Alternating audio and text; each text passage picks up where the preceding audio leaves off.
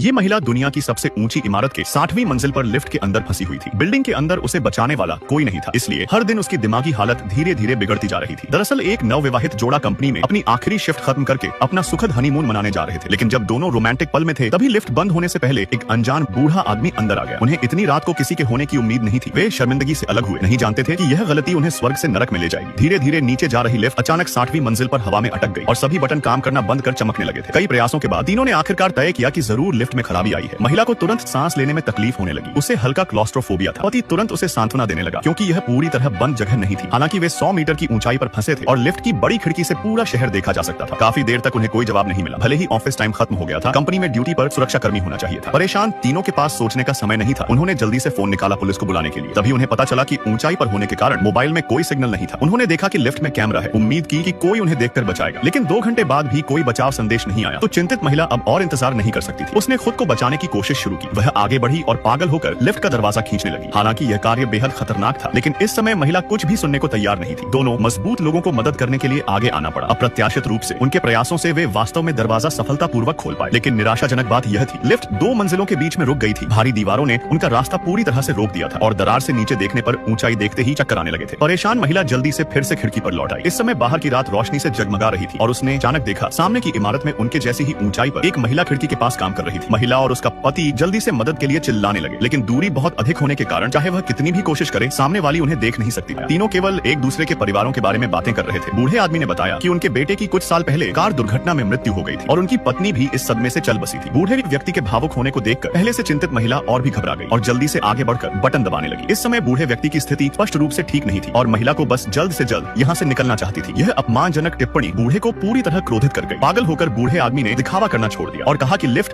जानबूझकर रोकी गई है ताकि दोनों पति पत्नी को यहाँ फंसाया जा सके। फिर उसने